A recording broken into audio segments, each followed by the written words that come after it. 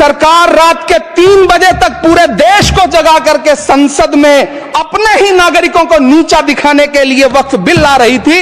इस बिल के कानून बनने पर वक्फ बोर्ड तो इस प्रोविजन से हाथ धो बैठेगा।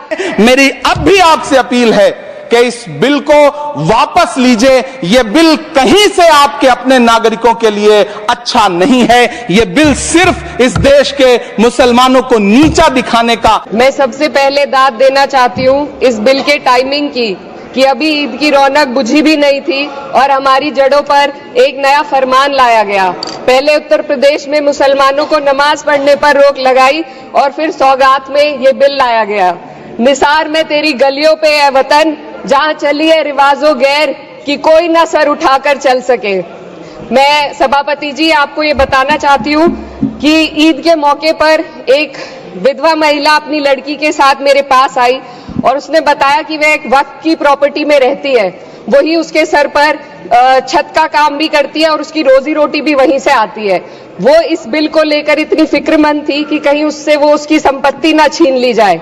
वो अकेली एक ऐसी महिला नहीं है, ऐसे लाखों लोग हैं जो वक्फ की गरीब महिलाएं जो वक्फ की संपत्ति से अपना रोजगार चला रहे हैं। और ये जो वक्फ बाय यूजर क्लॉज के हटाने से लाखों वक्फ की जायदाद अपना स्टेटस खो देंगी और लाखों लोग इसी तरीके के लोग सड़कों पर आ जाएंगे।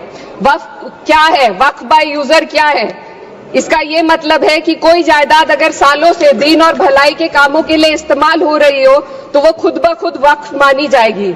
इस बिल के कानून बनने पर वक्फ बोर्ड तो इस प्रोविजन से हाथ धो बैठेगा, लेकिन अन्य धार्मिक ट्रस्टों को यह सुविधा जारी रहेगी।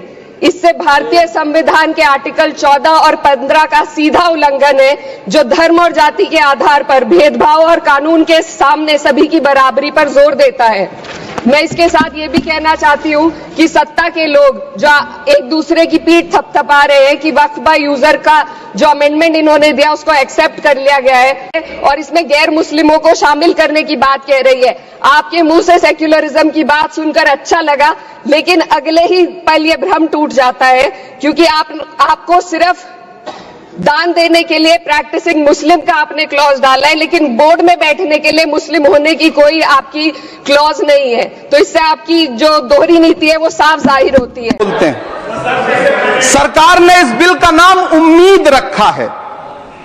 मंत्री जी कल से इसे देश के मुसलमानों के लिए नई उम्मीद बता रहे हैं। नहीं मंत्री जी, न तो यह बिल मुसलमानों के लिए नई उम्मीद है और न ही उम्मीद की नई किरण।